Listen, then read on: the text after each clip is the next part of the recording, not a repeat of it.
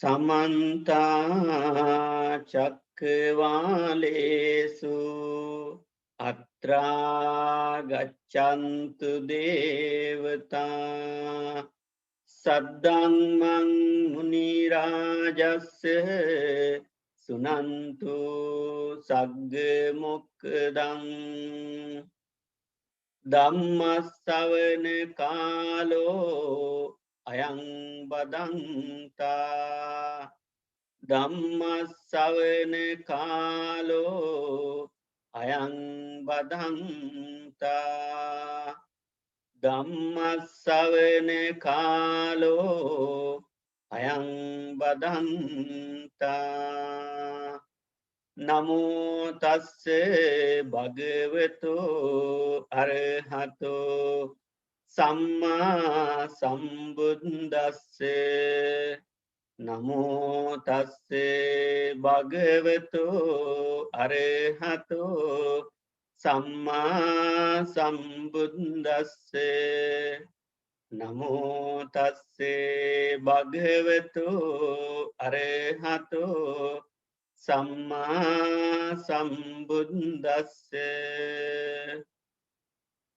ඉද නන්දති පෙච්ච නන්දති කත පුඤ්ඤෝ උභයත් නන්දති පුඤ්ඤම්මේ කතන්ති නන්දති බියෝ නන්දති සුගතින් ගතෝති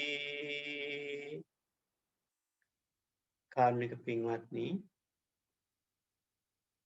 සෑම සෙනසුරාදා දවසකදීම ලෙක්චර් විහාරස්ථානයේ මගින් පවත්වන විශේෂ ධර්ම දේශනාමය පින්කමටයි අද දවසේදීත් අපේ පින්වතුන් සහභාගී වෙලා සිටින්නේ.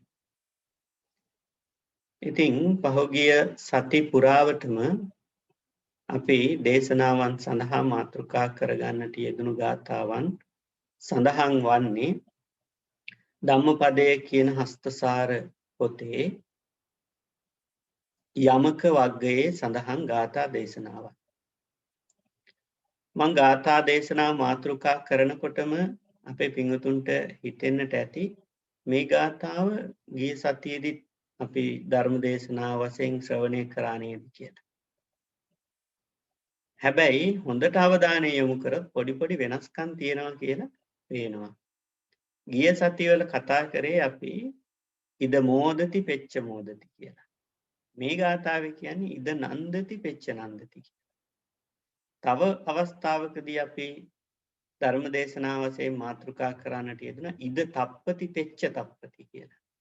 ඒ ලෝකෙත් ඇවෙනවා මේ ලෝකෙත් ඇවෙනවා. එහෙම ගාථා දේශනාවන් 4ක් තියෙනවා යමක වග්ගයේම. දැන් ඉද මෝදති පෙච්ච මෝදති කියන ගාථාවේ නිදාන කතාව ධම්මික උපාසක මහත්තයාගේ නිදාන කතාව. මේ ගාථාවේ නිදාන කතාව වෙනස්. හැබැයි තේරුම ටිකක් සමානකමක් තියෙනවා. මොකද පාලි භාෂාවේ මෝදති කියන්නේත් සතුට වෙනවට. නන්දති කියන්නේත් සතුට වෙනවට. නන්දති කියන්නේත් සතුට වෙනවට මෝදති කියන්නේත් සතුට වෙනවට. එහෙමනම් මේ ගාථාවේ මේ නන්දති කියන පදයක් තියෙනවා 5 තැනක. ඉද නන්දති පෙච්ච නන්දති. මේ ලෝකෙදිත් සතුට වෙනවා පරලෝකෙදිත් සතුට වෙනවා. කත පුඤ්ඤෝ උභයත්ත නන්දති. පින් කරපු ඇත්තෝ පින් කරන අය උභයත්ත මේ ලෝක දෙකේදිම සතුටටපත් වෙනවා. පුඤ්ඤම් මේ කතන්ති නන්දති. පින් කර අය සතුට වෙනවා. බියෝ නන්දති සුගතින් ගතෝ. සුගතියට ගියාට පස්සේදීත් සතුටටපත් වෙනවා තමන් කරපු කියපු දේවල් ගැන සිහිපත් කරලා. හැබැයි හොඳට තේරුම් ගන්නට ඕන කාරණාවක් තමයි දැන් මේ පින් කිරීම සම්බන්ධයෙන් මේ ගාථාවෙත් තිබුණට දැන් කත පුඤ්ඤෝ කියලානේ තියෙන්නේ කරපු පින්. පින් කරලා අපිට සසරින් එතර වෙන්නට බෑ. හැබැයි සසරේ යහපත් සැපවත් ආත්ම භාව ලබන්නට පින උගාක් වැදගත් වෙනවා. දැන් සසරෙන් එතර වෙන්න බෑ කියා ඉන්න අතරතුරේ අපායට යන දේවල් කරෝතින් අපිට කවදාවත් සුගතියක් දකින්නට හම්බෙන්නේ. සුගතියක් දකින්නට පුළුවන් කල්ප ගානාවක් අපායේ දුක් විඳිලා. ඒක නිසා කුසල් කරන්න බැරි අය අවම වශයෙන් පින් හරි කරන්න උත්සාහවත් වෙන්නට ඕන. ඒකයි අපිට ගන්න තියෙන අදහස.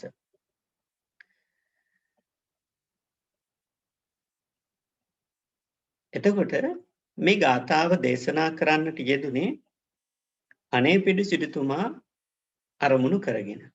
අනේපිඩු සිටුතුමා කියලා කියන්නේ මේ ශාසනයේ තනතුරුලාභී දායකයෙක්.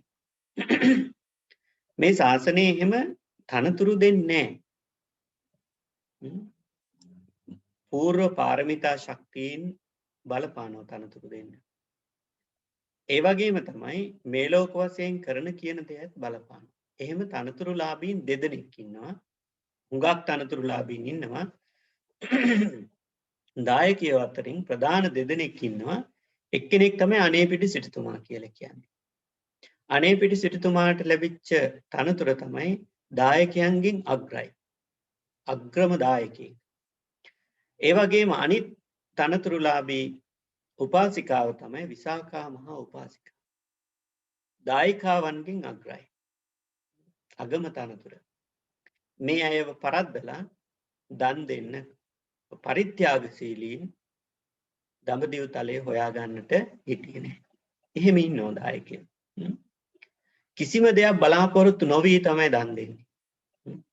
දැන් අනේපිඩු සිටුතුමා අහපු ප්‍රශ්න ගැන අපේ ත්‍රිපිටකය තුල හමු වෙන්නේ නැහැ. හැබැයි 3 වතාවක් පන්සලට ගියා. 3 වතාවක් එක්ක ජේතවනාරාමයට නැත්තම් සවැත් නුවර තිබිච්ච අනිත් ආරාමේ තමයි පූර්වාරාම. මේ පන්සල් දෙකේ බුදුරජාණන් වහන්සේ වස් කාලවල 20ක් වැඩ හිටියා. ඉතින් මේ පන්සල් දෙකට බුදුරජාණන් වහන්සේ බැහැ දකින්න 3 වතාවක් පන්සලට ගිහිල්ලා තියෙනවා. උදෑසන දානේ වෙලාවට යනවා. ඒ වගේම දහවල් කාලේ යනවා. හවස ධර්ම දේශනාවන් පවත්වන අවස්ථාවලදී යනවා. හැබැයි කවමදාවත් බුදුරජාණන් වහන්සේ අපහසුතාවයට පත් වෙන විදිහට එහෙම ප්‍රශ්න ප්‍රශ්න ඇහුවේ නෑ, විමසුවේ නෑ. ඒකට අනිත් පැත්තෙන් කොසල් රජතුමා යන හැම අවස්ථාවකදීම බුදුහාඳුනගේ ප්‍රශ්නයක් අහනවා. ඒකනේ කොසල් සංයුත්තේ කියලා ලොකු ධර්ම කොටසක් අපිට තියෙනවා කොසල් රජතුමා ගැනම තමයි. හීනයක් දැක්කත් ගිහිල්ලා අහනවා. එහෙම හීන 16ක් දැක්කා. හීනයක් දැක්කත් ගිහිල්ලා බුදුහාඳුරන්ගෙන් තමයි අහන්නේ. එතකොට අනේපිඩු සිටුතුමාගේ නම තමයි සුදත්ත. අසරණ වෙච්ච අයට දන් දෙන නිසා නම වෙනස් වුණා. කවුරුවත් දන්නේ නැහැ සුදත්ත කිව්වට. දැනටත් දන්නේ නැහැ. දැන් මම මේ මාතෘකාව වශයෙන් තියලා සුදත්ත සිටුතුමා තමයි ජේතවනාරාමයේ හැදුවේ. 54 කෝටියක් ධනෙ වීදම් කරලා කිව්වොත් දායකයෙ පිඟුතු උඩබිම වල්න ඇති නෑ. ජේතවනාරාමයේ හැදි සුදත් සිටුතුමා නෙවෙයි. අනේපිඩු සිටුතුමානි කියලා හිතෙන්න පුළුවන්. හාමුදුරුවෝ වැරදි කාරණාවක් කිව්වා. නෑ. ඒ නම ප්‍රසිද්ධ නෑ. ප්‍රසිද්ධ අනේපිඩු සිටුතුමා කියලා තමයි ප්‍රසිද්ධ වෙලා තියෙන්නේ. දැන් එහෙම තියෙනවනේ සමහරුන්ගේ ඇත්ත නම ප්‍රසිද්ධ නෑ. ඇත්ත නම අප්‍රකටයි. වෙනත් ආරෝපණය කරගත්තු නමකින් තමයි ප්‍රසිද්ධ වෙන්නේ. සමහරු ප්‍රසිද්ධ වෙන්න ඕන නිසාත් ආරෝපණය කරගන්න ඕන. හැබැයි අනේපිඩු සිටුතුමාට මේ විදිහට අනේපිඩු සිටු කියන නම පට බැඳුනේ මෙතුමා අසරණ දුගී මගේ අයගෙන් පටන් අරගෙන සියලු ශ්‍රමණ බ්‍රාහ්මණයන්ට දානේ පූජා කරපු නිසා. පිඩු ආහාර පූජා කරන්න කවදාවත් පැකිලෙන්නේ නැහැ මෙතුමා. මෙතුමා 54 කෝටියක් ධනෙ වේදම් කරා ජේතවනාරාමයේ සකසලා පූජා කරන්නට. ජේතවනාරාමයේ ඉඩම මිලදී ගන්නට 18 කෝටියක් වේදම් කරා කහවණු. කහවණු අපි රත්තරන් කාසි කියලා ගමු. කහවණු ඒ කාලේ තිබිච්ච මුදල් ඒකකය. වටිනාම මුදල් ඒකකය. 18 කෝටියක් වැය කළා ජේත කුමාරයාගෙන් තමයි මේ ඉඩම මිලදී ගත්තේ. ඒ මිලදී අරගෙන ජේත කුමාරයාගේ නම දැම්මා. ජේතවනාරාමයේ කියලා හැදුනේ ඒකයි. එහෙම නැත්නම් හරිනම් වෙන්නට ඕනේ අනේ පිටු සිටු ආරාමයේ හරි සුදත්තාරාමයේ හරි ඒ වගේ නමක් තමයි දාන්නට. ජේත කුමාරයාගේ ඉඩම. හරි ලස්සන තැනක තිබිච්ච ඉඩම. මේක මිලදී ගත්ත 18 කෝටියක් ධනෙ වියදම් කරලා. ඒ ධර්ම සාහිත්‍යයේ සඳහන් වෙනවා ඒ ජේත කුමාරයා දෙන්න කැමති වෙලා නැහැ මේ ඉඩම. කහවණු ගිහිල්ලා කරත්ත වලින් ගෙනහිල්ලා අතුරවලා තියෙනවා මුළු ඉඩමෙම කහවණු. හැබැයි එක කොටසක අතුරන්න කහවණු මදි. භාණ්ඩාගාරයේ එවෙලේ තිබිලා නැහැ. එවෙලේ තිබිලා නැහැ. ව්‍යාපාරිකයන් බිස්නස් කරන අයගේ තුල එහෙම සල්ලි ගැවසෙන්නේ අපි හිතනවා සල්ලි ගැවසෙනවා කියලා. කොහොම හරි ඒ තිබිච්ච ප්‍රමාණය මදි. ඊට පස්සේ ජේත කුමාරයා කිව්වා ඔබගේ මේ උත්සාහයට මම හුඟා ගරු කරනවා. ඒක නිසා ඉතුරු කොටසට එහෙමනම් මගේ නම දාන්න කියලා. ඒකට කැමති වුණා. එහෙම කැමති වෙලා තමයි ජේතවනාරාමයට ජේත කුමාරයාගේ නමින් නම් කරන්නට යෙදුනේ. ඊට පස්සේදී මේකේ ගොඩනැගිලි හදන්න බෑනි කම්ම ඉඩමක් නෙගත්තේ. එතකොට අපේ පින්වතුන්ට හිතා ගන්නට පුළුවන් කහවණු 18 කෝටිය 18 කෝටියක් වටිනා ලෑන්ඩ් එක ඉඩම කොයි වගේ ලස්සන පරිසරයකද තියෙන්න ඇත්තේ කියලා. හරිම ලස්සන පරිසරයක තිබිලා තියෙනවා. ඊට පස්සේ තවත් 18 කෝටියක් වියදම් කරලා ගොඩනැගිලි ටික හැදුවා. ජේතවනාරාම විහාර පරිශ්‍රය හැදුවා. සැප පහසුවට භික්ෂු මහා සංඝරත්නයට වැඩ ඉන්නට. ඊට පස්සේදී තව 18 කෝටියක් වියදම් කරා උත්සවයට. ඒ කියන්නේ උත්සවයට කියන්නේ උත්සවයේ ආපු අයට සංග්‍රහ කරන්න ඒ සවැත් නුවර ඉන්න හැමෝටම සංග්‍රහ කරලා තියෙනවා ඒ උත්සවයේ පවත්වන දවසේ. ඉතින් මේ විදිහට 18 කෝටියේව තුනක් එකතු වුණා 54 කෝටියක්. ධනෙ වියපැහැදම් කරලා ජේතවනාරාමය සකසලා පූජා කරන්නට යෙදුණා. එතකොට සවැත් නුවර තිබුණ ආරාමයන් දෙකක්. ඒ කියන්නේ පන්සල් දෙකක් එක නගරේ. එහෙම තියෙනවා. ලංකාවේ වුණත් එක ගමේ පන්සල් දෙකක් තියෙනවා. දෙකටම අපේ දායකයෝ දානීය පූජා කරනවා. ඒ වගේ සවැත් නුවරක් තිබුණ ආරාම දෙකක්. එක ආරාමයක් තමයි ජේතවනාරාමයේ. ජේතවනාරාමයේ කරවල පූජා කරේ අනේපිඩු සිටුතුමා. ඒ වගේම අනිත් ආරාමයේ තමයි පූර්වාරාම. පූර්වාරාමේ තිබුණේ සවැත් නුවර. පූර්වාරාමයේ කරවල පූජා කරේ විසාකා මහා උපාසිකා. එතකොට මේ දෙන්නටම එක හා සමාන තනතුරුත් හම්බුණා. අනේපිඩු සිටුතුමාට හම්බෙච්ච තනතුර තමයි දායකයන්ගෙන් අග්‍රයි. උසස්ම දායකයා. විසාකා උපාසිකාවට ලැබිච්ච තනතුර තමයි උසස්ම දායිකාව. එතකොට මේ දෙන්නගේ මේ ආරාම දෙකේ බුදුරජාණන් වහන්සේ අවුරුදු 20ක් වැඩ වාසය කරා. බුදුරජාණන් වහන්සේගේ ධර්මාන කාලය අවුරුදු කීයද? 45යි. ඒ කියන්නේ බුද්ධත්වය අවබෝධ කරගත්තු තැන ඉඳලා මහා පරිනිර්වාණය දක්වා බුද්ධත්වය අවබෝධ කරගත්තේ අවුරුදු 35 දී. බුදුරජාණන් වහන්සේට අවුරුදු 35 සම්පූර්ණ වෙනකොට තමයි බුද්ධත්වයේ අවබෝධ කරගත්තේ. එතෙන් සිට අවුරුදු 45ක් ඉක්මුණාට පස්සේදී මහා පරිනිර්වාණයටපත් වුණා තථාගතයන්න් වහන්සේ. එතකොට අවුරුදු 45ක් වගේ කෙටි කාලයක් තමයි ධර්මාන කාලය ධර්ම දේශනා කරේ. ඒකනේ 45 වසක් ධර්මයේ දේශනා කරා කියලා කියන්නේ. එතකොට මේ 45 අවුරුද්දේමත් අවුරුදු 20ක්ම වැඩ ඉඳලා තියෙන්නේ කොහෙද? සවැත් නුවර. සවැත් නුවර තමයි අවුරුදු 20ක් වැඩ වාසය කරලා තියෙන්නේ.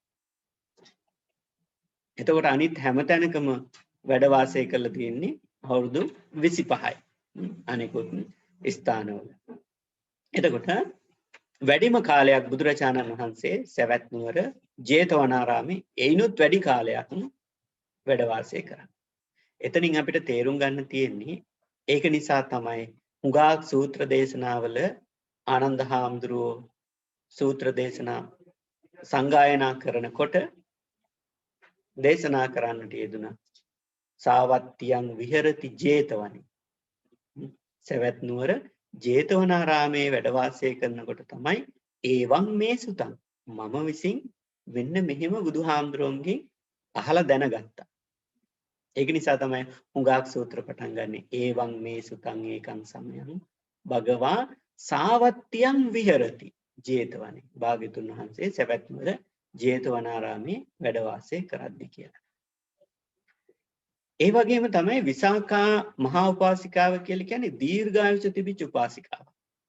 අවුරුදු 120ක් ආයුෂ අනුභව කරලා තියෙනවා. ඇය මිත්තණියක් වශයෙන් ඉන්නකොටත් ඒ කියන්නේ ආච්චි අම්ම කෙනෙක් වගේ ඉන්නකොටත් මිනිපිරියන් එක්ක සමහරුන්ට අඳුර ගන්නට බෑ. මේ ආච්චිද කියලා. ඒ තරම් වයස් කල්යාණේ තිබිලා තියෙනවා. පංච කල්යාණෙන් තියෙන වයස් කල්යාණේ වයස පේන්නේ. එහෙම දීර්ඝායුෂ වැඩිපුරම මේ ශාසන ඉතිහාසය තුළ දීර්ඝායුෂක් භුක්ති විඳි බක්කුල මහරහතන් වහන්සේ අවුරුදු 160ක්. ඊට පස්සේ වැඩි ආයුෂක් භුක්ති විඳි අනුරුද්ධ මහරහතන් වහන්සේ අවුරුදු 150. අවුරුදු 120ක් ආයුෂ භුක්ති විඳපු හුඟක් හාමුදුරුවෝ ඉන්නවා. ආනන්ද හාමුදුරුවෝ ඉන්නවා. ඒ අතර උපාසිකාවන් අතර විසාකා මහා උපාසිකාව අවුරුදු 120ක් ආයුෂ භුක්ති විඳලා තියෙනවා. එතකොට මේ දෙදෙනාම අනේපිඩි සිටුතුමත් විසාකා මහා උපාසිකාවත් නිතරම දානමාන පින්කම් සිදු කරා. ඒ වගේම තමයි මේ සවැත් නුවර කොහේ හරි ගෙදරක නිවසක දානයක් තියෙනකොට මේ දෙන්නට එන්න කියන විශේෂ ආරාධනාවක් ලබා දෙනවා භික්ෂුන් වහන්සේලාට සංග්‍රහ කරන්නේ කොහොමද කියලා මේ දායකයෝ දැනගන්න. අනිත් දායකයන්ට එහෙම පුහුණුවක් නෑ. වස්තුව තියෙනවා දානීය සංවිධානය කරන්න පුහුණුවක් තියෙන කෙනෙකුට එන්න කියන. ඒක නිසා බුද්ධ ප්‍රමුඛ මහා සංඝරත්නයට ආරාධනා ලැබෙනවා වගේම මේ දෙන්නට නිතරම ආරාධනා ලැබෙනවා ගෙවල් වලින්. අනේ අපේ දානේ ඇවිල්ලා ඒ සංවිධාන කටයුත්තට උදව් වෙන්න කියලා. එහෙම ඉන්නෝනේ. දැන් අපේ පින්වතුන් කොවිඩ් කාලේ නෙවෙයි ඊට කලින් එහෙම දානයක් දෙනකොට යාළු මිත්‍රාදීන්ට එන්න කියනවා. එන්න කියනවා. එතෙන්දී එන්න කියන ක්‍රම ගණනාවක් තියෙනවා.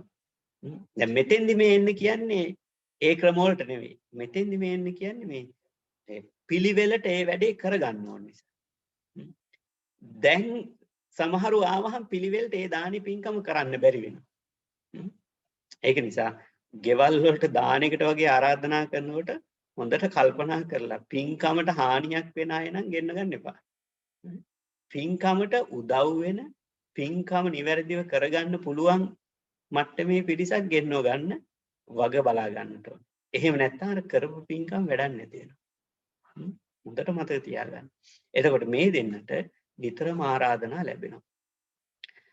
මේ දෙන්න දැන් මේ ගෙවල් වල ආරාධනා අනුව ගෙවල් වෙනත් පිට ගෙවල් වල සංවිධානය කරන්න ගියහම දානේ පින්කම් දැන් සිටු මාලිගා දෙකේ දානේ පින්කම සූදානම් කරන්න කවුරුවත් නැහැ.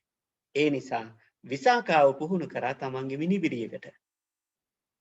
තමන්ගේ මිනිබිරියන්ට පුහුණු කරා දන් දෙන හැටි. දාන ශාලාව සකසන හැටි. ඒ සියල්ල. ඒ වගේම අනේ පිටු සිටුතුමා තමන්ගේ දරුවෝ 4 දෙනෙක් හිටියා. දූල 3 දෙනයි පුතෙකුයි. දූල 3 දෙනා තමයි මහා සුභද්‍රා, චුල්ල සුභද්‍රා, සුමනා. පුතා තමයි කවුද? කාල. එතකොට අනේ පිටු සිටුතුමා පුහුණු කරා මෙන්න මේ දූවරු 3 දෙනාට. පුතා ටිකක් මුලදී නොමග ගියා. පස්සේ ඉතින් පුතත් මේ ශ්‍රද්ධාව ඇති කරලා ධර්මයට නැඹුරු කරගත්ත රජු රූපක්‍රමශීලීව. එතකොට පළවෙනියටම බාර දුන මහා සුභද්‍රට. මහා සුභද්‍ර කියලා කියන්නේ වැඩිහිටි දුව. ලොකු දුව. ලොකු දුවට බාර දුන්න දානශාලාව බුද්ධ ප්‍රමුඛ මහා සංඝරත්නයට දානේ පූජා කරා. සමහර වෙලාවට බුදුරජාණන් වහන්සේ වැඩම කරනවා. සමහර වෙලාවට මහා සංඝරත්නය විතරක් වැඩම කරනවා. ඉතින් දවසකට අනිවාර්ය වශයෙන් 500 නමක් විතර දානෙට වඩිනවා. ඒ විතරක් නෙවෙයි අනිකුත් බුද්ධ ප්‍රමුඛ මහා සංඝරත්නයට විතරක් නෙවෙයි අනිකුත් ආගමික නායකයෝ ආවති මේ දානශාලාවට ඒ අයටත් ඒ අවස්ථානුකූල වෙන වෙනම හරි ගස්සලා ඒ අයටත් පූජා කරනවා.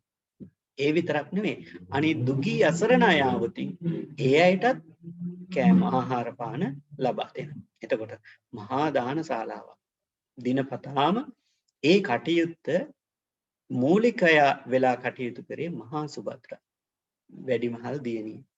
මහා සුභද්‍රා ධර්මයේ ශ්‍රවණය කළා සෝවාන් තත්ත්වයටපත් වුණා. හැබැයි කලවයස හරි ගියාට පස්සේ දූවරු නිතරම ගෙදරින් පිට යනවනේ. විවාහ වෙලා සාම්පුරුෂයාගේ ගෙදරට ගියා. මහා සුභද්‍රා ඒ තනතුරෙන් ඔන්න අයින් වුණා. ඊට පස්සේ සියලුම වගකීම් ටික බාර දුන්න දෙවනි දුවට. එයා තමයි චුල්ල සුභද්‍රා කියලා කියන්නේ. දැන් මහා සුභද්‍රා ඉපදිච්ච වෙලාවේ තමයි සුභද්‍රා කියන නමම දාලා චුල්ල සුභද්‍රා කිව්වා. පොඩි සුභද්‍රා. එයාට බාර දුන්නා. එයාට බාර දුන්නාම එයාත් ටික කලක් කරගෙන හිටියා. එයා ටික කලක් කරගෙන ඉඳලා එයාත් විවාහ වෙලා වෙන පළාතකට ගියා. වෙන පළාතකට කියලා කියන්නේ සාකේත නුවරට. චුල්ල සුභද්‍රාවගේ සාකේත නුවරට. මම මේ කතාවත් පස්සේ කියන්න. ඊට පස්සේ හැම දෙයක්ම බාර දුන්නේ සුමනට. දැන් අපේ අද දවසේ ධර්මදේශනාවේ කතා නායිකාව තමයි සුමනා. සුමනා අරමුණු කරගෙන තමයි සුමනා කියන දියණිය අරමුණු කරගෙන තමයි අනේපිඩු සිටුතුමාට මේ ගාථා දේශනා බුදුරජාණන් වහන්සේ දේශනා කරන්නට යෙදුනේ. දැන් මහා සුභද්‍රත් සෝවහන් තත්ත්වයට පත් වෙලා හිටියේ.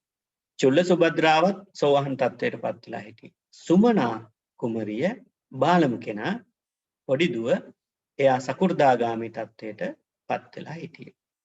එතකොට දැන් චුල්ල සුභද්‍රා ගැන කතා කරොතින් ඒ කියන්නේ දෙවනි දුව සාකේත නුවර කාලසිටුවරයාගේ කාලසිටු පුත්‍රයාට විවාහ කරලා දුන්නා. දැන් සුදත්ත සිටුතුමයි ඒ කියන්නේ අනේපිඩු සිටුතුමයි සිටුතුමයි කියලා කියන්නේ ව්‍යාපාරිකවරු නගර දෙකක කාලසිටු පුත්‍රයා සාකේත නුවර ව්‍යාපාරිකයා සවැත් නුවර ප්‍රධාන ව්‍යාපාරිකයා තමයි අනේපිඩු සිටුතුමා. ඒ අය දෙන්න අතර සුහදතා තිබුණා. යාළු මිත්‍රකම් තිබුණා. එතකොට කාලසිටු වරයාගේ පුතාගේ නම කාලසිටු පුත්‍රයා අනේපිඩු සිටුතුමාට දරුවෝ 3 දෙනෙක් හිටියයින් දෙවනි දුව තමයි චුල්ල සුභද්‍රා. චුල්ල සුභද්‍රාව විවාහ කරලා දුන්නා කාලසිටු පුත්‍රයාට. ඇත්තටම කාලසිටු පුත්‍රයා සරණ ගිහිල්ලා තිබුණේ නිගණ්ඨාගම. බුදුරජාණන් වහන්සේගේ ශ්‍රාවකයෝ නෙවෙයි. එතකොට නිගණ්ඨාගම තමයි අදහන්නේ කාලසිටු පුත්‍රයා. චුල්ල සුභද්‍රා විවාහ වෙලා යන්න කලින්ම දන්නවා ඉතින්. නිගණ්ඨයන්ට දානෙ දෙන නිගණ්ඨ ශාස්ත්‍රවලට දානෙ දෙන තැනකට තමයි මට යන්න වෙලා තියෙන්නේ කියලා. හැබැයි කම්පා වුණේ විවාහ සබඳතා දෙමාපියෝ ගේ සුහදතාවය මත සිදුවෙන කටයුතු දෙමාපියන්ගේ කැමැත්ත මත චුල්ල සුභද්‍රා විවාහ වෙලා ගියා තම සාම්පුරුෂයා ගෙදරට ගියා. ඒ කියන්නේ සාකේත නුවරට. හැබැයි යන්න කලින් බුදුරජාණන් වහන්සේ හමුවට ගිහිල්ලා බුදුරජාණන් වහන්සේටත් චුල්ල සුභද්‍රා ඉල්ලීමක් කරා. බුදුරජාණන් වහන්සේ මම විවාහ වෙලා යන්නේ අන්‍ය දර්ශනයක් අදහන ගෙදරකට මගේ මාමණ්ඩිය ඒ වගේම මගේ සාම්පුරුෂයා මගේ සාම්පුරුෂයාගේ පැත්තේ සියලුම ඥාතීන් අදහන්නේ මෙන්න මේ ආගම. නමුත් මම අවස්ථාව ලැබුණු හැම වෙලාවකම ඔබ වහන්සේ ප්‍රමුඛ මහා සංඝරත්නයට මම දානෙට ආරාධනා කරනවා අපේ ගමටත් දානෙට වඩින්න කියලා එහෙම ආරාධනා කරනවා. දැන් සමහර අය මේ රටවල් වලත් ඉන්නේ තමන්ගේ රැකියාව අනුව කොහේ හරි දුර පැත්තකට යනවා. හැබැයි දානයක් දෙන්න ඕනාට පස්සේ අපිට ආරාධනා කරනවා. ඒ වගේ තියෙනවා. ආගමික අවස්ථාවලට සහභාගී වෙන්න කියලා ආරාධනා කරනවා. ඉතින් චුල්ල සුභද්‍රාට විවාහ වෙලා ගියපු දවසේ ඉඳලා පුදුම ආසාවක් තිබුණා භික්ෂු මහා සංඝරත්නය වඩම්මලා දානමය පින්කමක් සිදු කරන්න. මෙහෙම ඉන්න අතරතුර කාලසිටු පුත්‍රයා එක දවසක් කියනවා චුල්ල සුභද්‍රාවට ඇවිල්ලා සුභද්‍රාවනි හෙට දවසේ අපේ නිවසට ආර්යයන් වහන්සේලා වැඩම කරනවා. දානෙට ආර්යයන් වහන්සේලා වැඩම කරනවා. දානෙ බෙදන්න එන්න ඕන. හරියට සතුටු වුණා. ආර්යයන් වහන්සේලා. ආර්යයන් වහන්සේලා කියන්නේ උතුම්ම සංඝ පිරිස කියන එක. ආර්ය කියන්නේ උතුම්නේ ආර්යයන් වහන්සේලා. හැබැයි සංඝ කියන්නේ සමූහය කියන අදහස එන්නේ භික්ෂුන් වහන්සේලාට පමණක් නෙවෙයි ඒක යොදන්නේ සංඝ. එතකොට මේ උතුම්ම පිරිසක් වැඩම කරනවා ගෙදරට අපේ ශාස්ත්‍රවරු ඔබතුමිය දානෙ බෙදන්න එන්න ඕනි පල්ලෙහාට. දාන ශාලාවට එන්න ඕනි කියලා කවුද? කාලසිටු පුත්‍රයා. ඒ කියන්නේ මේ ස්වාමි පුරුෂයා චුල්ල සුභද්‍රාවට ආරාධනා කරා. චුල්ල සුභද්‍රාව හිතුවානේ බුද්ධ ප්‍රමුඛ මහා සංඝරත්නය වැඩම කරනවා. සරියුත් දෙනම වහන්සේත් වැඩම කරයි. ඒ වගේම ආනන්ද හාමුදුරුවෝත් වැඩම කරයි. සියලු 80 මහා ශ්‍රාවකයන් වහන්සේලා වැඩම කරයි මගේ දානෙට. ගිහිල්ලා හරියට සතුටු වුණා. එදා දවස පුරාවටම රාත්‍රී කාලේ. හැබැයි උදෑසන ආර්යයන් වහන්සේලා වැඩම කරලා තියෙන්නේ දානෙ බෙදන්න ඉන්නේ කිව්වහම එළවලු එකක් අරගෙන බෙදන්න ගියා දානශාලාවට. ආර්යයන් වහන්සේලා දැක්කේ නැහැ. එතුමිය බලාපොරොත්තුනේ බුද්ධ ප්‍රමුඛ මහා සංඝරත්නය. හිටියේ කවුද? නිගණ්ඨය පිරිසක් ඉන්නා. නිගණ්ඨය කිව්වහම දන්නවනේ. නිර්වස්ත්‍ර සාදුවරු. එළවලු එක පැත්තකින් තියලා ආපහු දුවලා ගියා. නිගණ්ඨයන්ටත් කාලසිටු පුත්‍රයා කියලා තිබුණා මගේ ස්වාමි දියණියාද ඔබතුමන්ලට දානෙ බෙදන්න පල්ලෙහාට එනවා. ඇය බොහෝම ශ්‍රද්ධාවන්තයි. බොහෝම ආගමට දහමට ලැබි කෙනෙක්. එහෙමනේ අපි කට්ටිය වර්ණනා කරන්නේ. මෙයා එළවලු එක දමලා දිව්වට පස්සේ නිගණ්ඨය තුඩබිම් බැලුවා. කාලසිටු පුත්‍රයාට හරි ලැජ්ජයි. කාලසිටු පුත්‍රයා ඉතින් දානේ ඒ වැඩ කටයුතු කරලා ගිහිල්ලා ඇහුවා ඇයි එහෙම දෙයක් කරේ කියලා. ඊට පස්සේදී චුල්ල සුභද්‍රා කිව්වා මම බලාපොරොත්තු වෙච්ච ආර්යයන් වහන්සේලා මේ අය නෙවෙයි. මගේ ආර්යයන් වහන්සේලා ඊට වඩා හුඟක් වෙනස් කියලා ගාථා 7කින් මහා සංඝරත්නයේ ගුණ ප්‍රකාශ කරා. ආර්යයන් වහන්සේලාගේ බුද්ධ ප්‍රමුඛ මහා සංඝරත්නයේ ගුණයන් ගාථා 7කින් චුල්ල සුභද්‍රාව පැහැදිලි කරලා දුන්නා. කාටද? කාලසිටු පුත්‍රයාට. මේ ගාථා 7ම මම කියන්නේ. ගාථා දෙකක් කියන්නම්. එක ගාථාවක් තියෙනවා සන්තින්ද්‍රියෝ සන්ත මානසා සන්තං තේ සංගතං තිතං උක්කිට චක්කුමිත බානී තාදිසා සමනා මම. මේ හැම ගාථාවක්ම අවසාන වෙන්නේ තාදිසා සමනා මම. මගේ ආර්යයන් වහන්සේලා මෙන්න මේ විදිහයි. අදහස. ඒ ගාථා 7ම ඉවර වෙන්නේ තාදිසා සමනා මම. සන්තින්ද්‍රියෝ සන්තමානස. මගේ ආර්යයන් වහන්සේලා. දැන් මේ තමන්ගේ සාම්පුරුෂයාට විස්තර කරන්නේ. සාම්පුරුෂය ඇහුවනේ ඇයි එහෙම දුවලා ගියේ කියලා. දාහනේ බෙදන්නේ නැතුව. ඒ අහපු ප්‍රශ්නෙට පිළිතුරක් වශයෙන් තමයි චුල්ල සුභද්‍රා පිළිතුරු දෙන්නේ. සන්තින්ද්‍රියෝ සන්තමානස.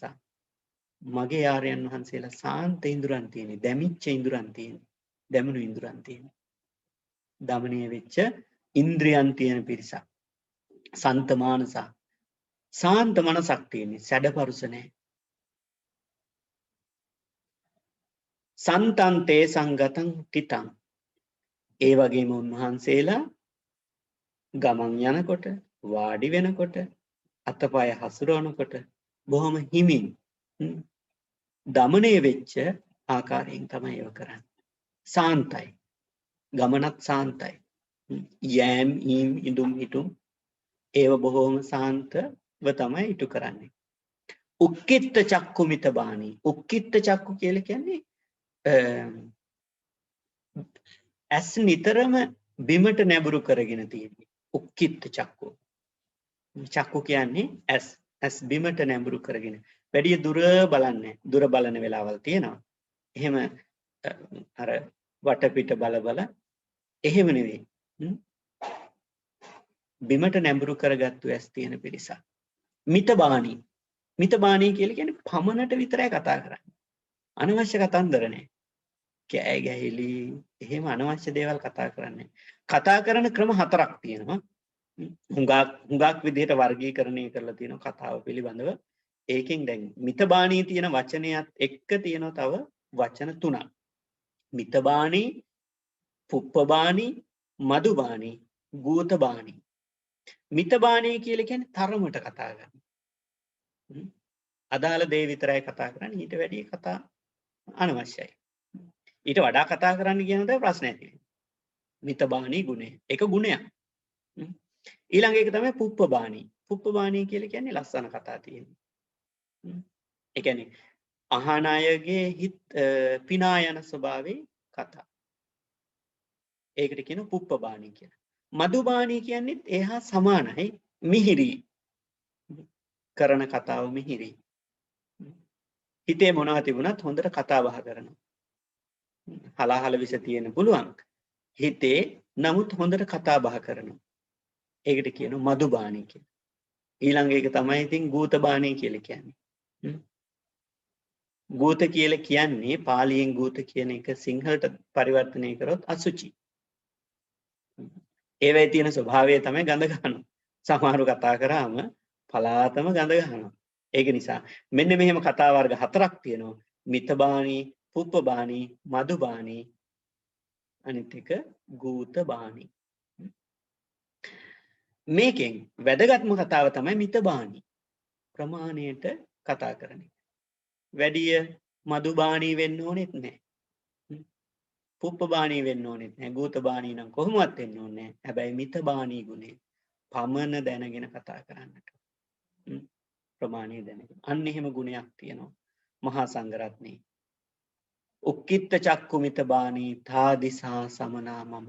මගේ ශ්‍රමණයන් වහන්සේලා, මගේ ආර්යයන් වහන්සේලා මෙන්න මේ ගුණයන්ගෙන් යුක්තයි. ඊට පස්සේ ඒ ගාථා පන්තින් 7 වෙනි ගාථාවත් මම කියන්නම්. සුකේන උන්නතෝ ලෝකේ දුක්ඛේන ච ඕනතෝ අකම්පා සුඛ දුක්ඛේන තාදිසා සමනා මම.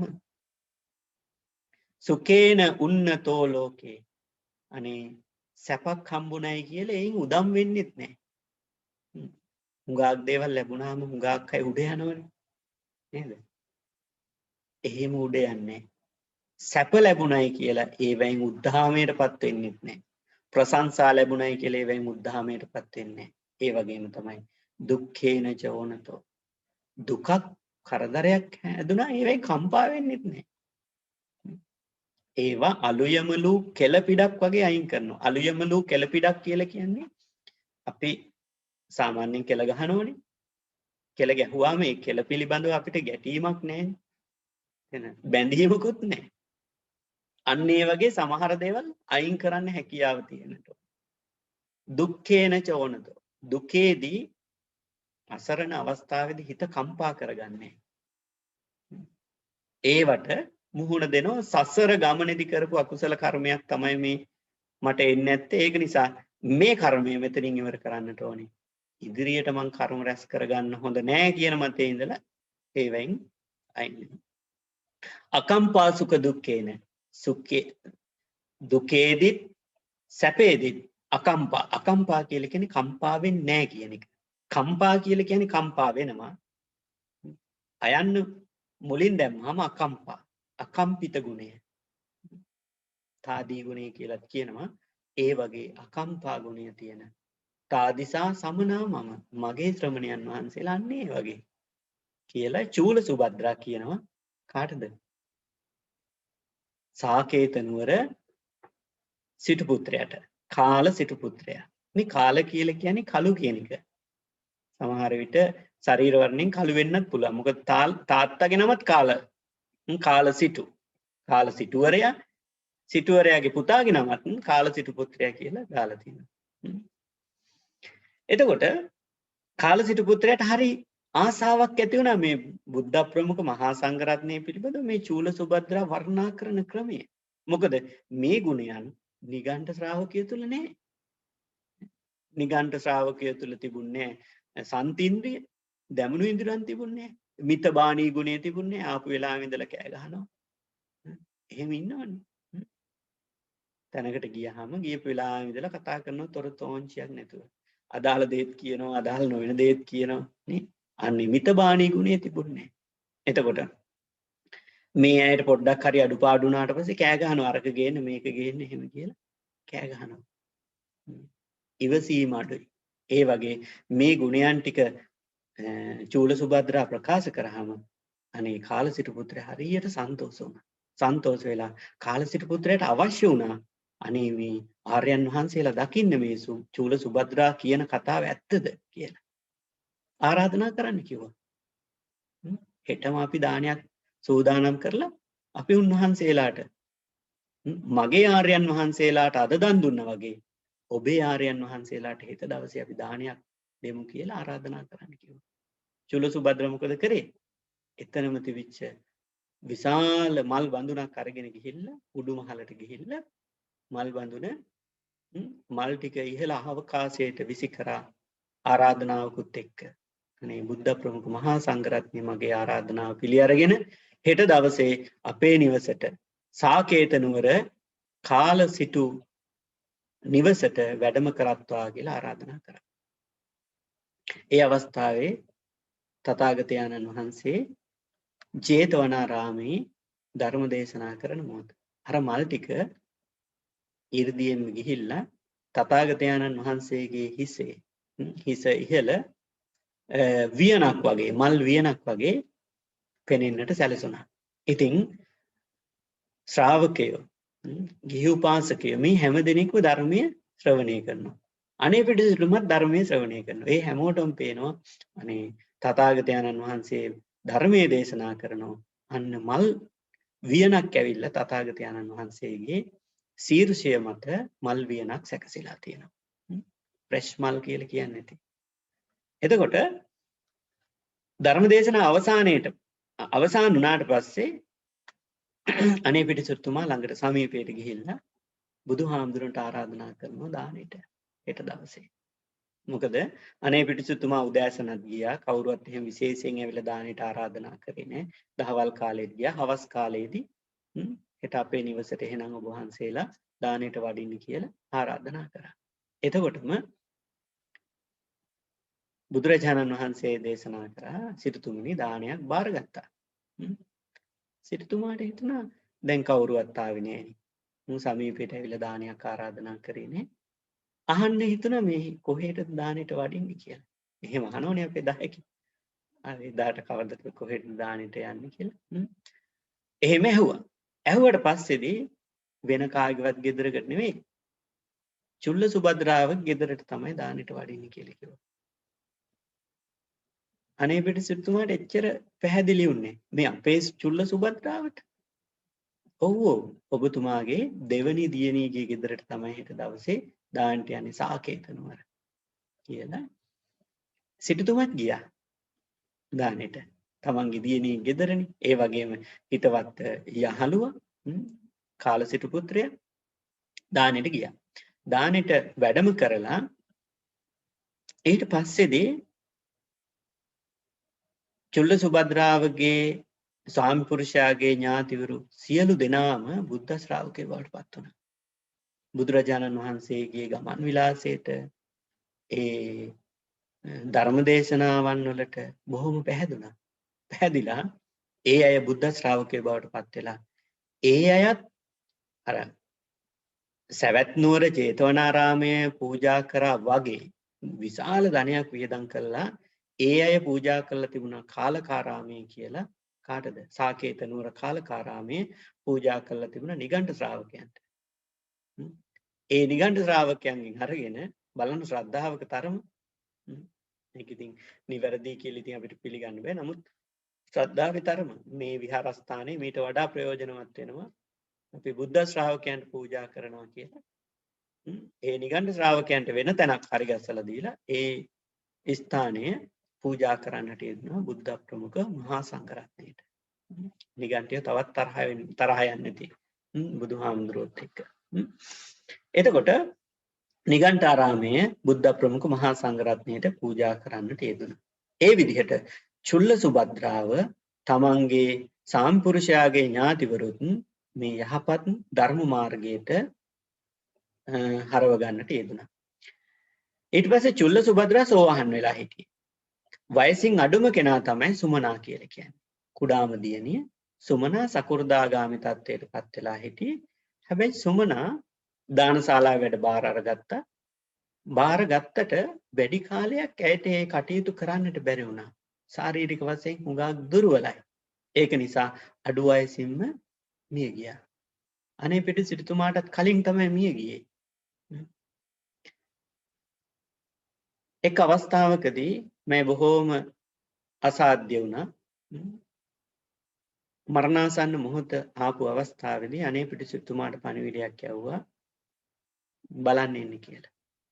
අනේ පිටු සිටුතුමා දානයක් සංවිධානය කරන්න ගිහිල්ලා හිටියේ. යහුසුලුව සුමනා කුමරිය බලන්න ආව සුමනා දියණිය. ඇවිල්ලා ආපු වෙලාවේ සුමනා කුමරිය මරණාසන්න මොහොතේ කතා කරා මලනුවනි කියලා. මල්ලියේ කියලා කතා කරේ. නැවත නැවතත් සිටුතුමා විමසනවා දියණියනි මම මලනුවන් නෙවෙයි මම ඔබේ තාත්තා. ඔබ අවසිහියෙන්ද ඉන්නේ? නෑ මලනුවනි මම බොහොම සිහියෙන් ඉන්නේ කියලා. ඒ හැම අවස්ථාවකදී මල්ලි කියලා කතා කරේ. බලන්න කල්පනා කරලා දැන් අපේ මේ වැඩිහිටි මහත්තයෙකුට උනොත් දුවක් කතා කරොත් මල්ලි කියලා කොහොමද දැනෙන්නේ හිතට? මල්ලි කොහොමද කියලා ඇහුවොත් හිතට නිකන් දැනෙනවා නිකන් අවසිහියෙන්ද මේ මගේ කෙල්ල කතා කරන්න කියලා දැනෙනවා ඒක. එහෙම දැනුණා. අනේ පිටු සිටුතුමාටත්. මල්ලි කොහොමද කියලා ඇහුවට පස්සේ. ඉතින් මේ අනේ පිටු සිටුතුමා හරියට කලබල වුණා. අනේ පිටු සිටුතුමා හිතුවා මගේ දරුවෝ ටික උගාක් හොඳ ධර්ම මාර්ගයේ ගමන් කරන පිරිසක්. ඒකනේ දැන් තමන්ගේ පුත්‍රයාත් ධර්ම මාර්ගයේ නොයනකොට කහවණු දෙන්නම් කියලා බණ අහන්නේ යවුවේ. ඒ වගේ ධර්ම මාර්ගයට ගත්තා. ඉතින් මෙච්චර මේ දානශාලා වත කරපු සුමනා කුමරිය බොහොම අහිංසක කුමරිය ඇයි මේ මරණාසන්න මොහොතේදී මේ විදිහට කතා කරේ කියලා උගාක් වික්ෂිප්තයටපත් වුණා. කලබල වුණා. කලබල වෙලා ටික මොහොතකදී සුමනා කුමරිය මරණයටපත් වුණා. පරලෝ සැපත් වුණා. ඊට පස්සේ අන්න ඒ අවස්ථාවේදී තමයි අනේ පිටුසිටුතුමා ගිහිල්ලා ප්‍රශ්නයක් විමසන්නේ බුදුහාමුදුරුවන්ගේ. බුදුරජාණන් වහන්සේ මගේ සුමනා කුමරිය මෙච්චර හොඳට ධර්ම මාර්ගයේ ගිය කුමරිය මට හරි කනගාටුයි. අවසානයේදී හිත කලබල කරගත්තා. හිත අවුල් කරගෙන අවසිහියෙන් තමයි මරණයටපත් උනේ. මට මෙන්න මේ විදිහට මල්ලි කියලා කතා කරා කියලා. එහෙම ඉන්න දැන් වයසට ගියාට පස්සේ හුඟක් අයට මතකේ නැති වෙනවා. ඒ කියන්නේ මේ ළඟපාත මතකයන් නැති වෙනවා. දුර මතකයන් තියෙනවා. දැන් සමහර වෙලාවට අපේ ආච්චිට මම කතා කරනවා. ආච්චිට ෆෝන් නැහැ. නමුත් අපේ මල්ලිට වගේ කතා කරලා ආච්චිට කතා කරා මාව හොඳට මතකයි.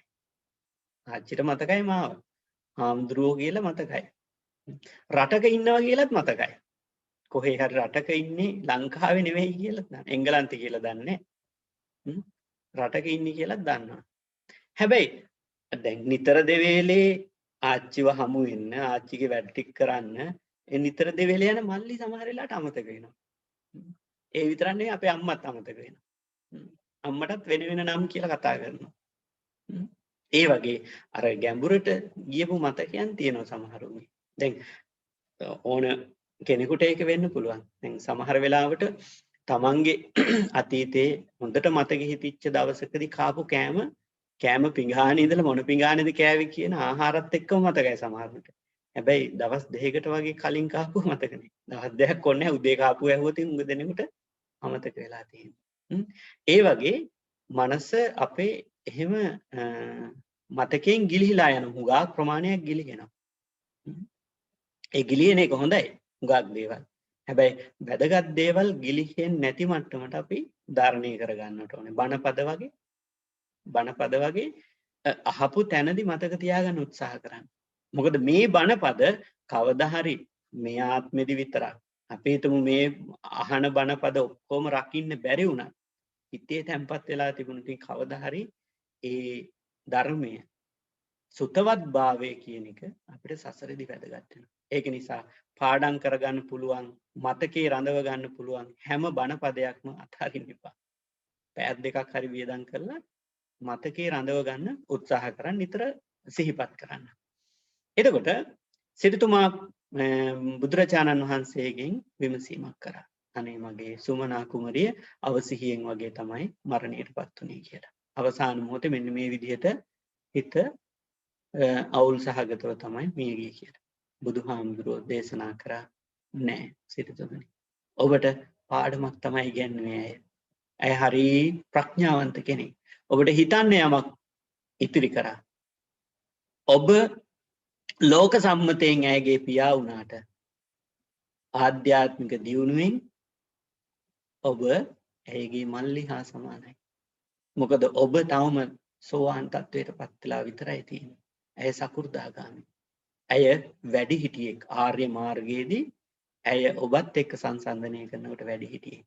ඒක නිසා උත්සාහවත් වෙන්න සිටුතුමනි. ඇය බොහෝම සිහියෙන් තමයි මිය පරලොව ගියේ කියලා බුදුරජාණන් වහන්සේ දේශනා කරන්නට යෙදුණා.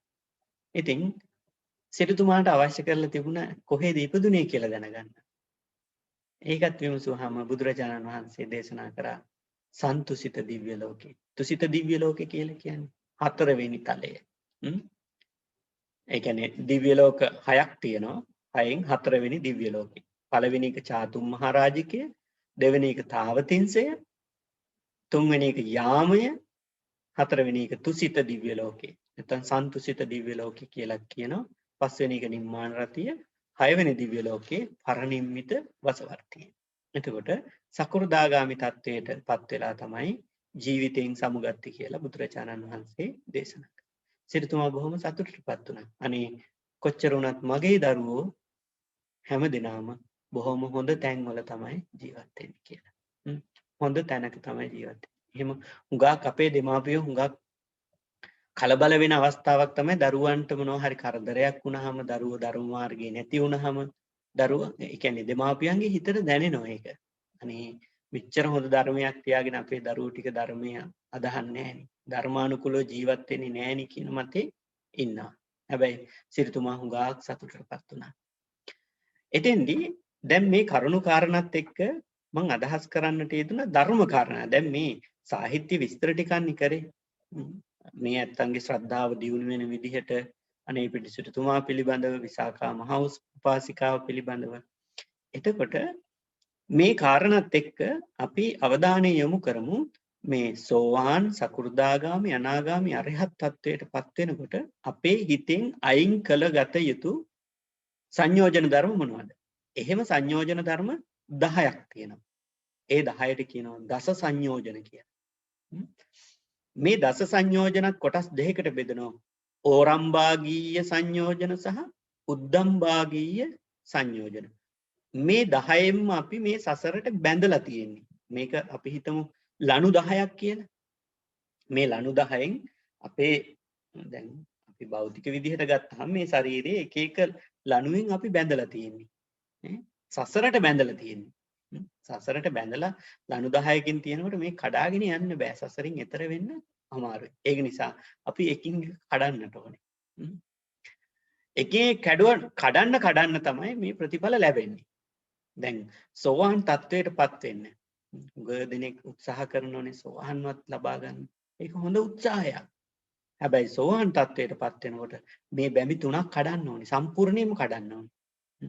එකක් තමයි මොකද්ද? සක්කාය දිට්ඨිය.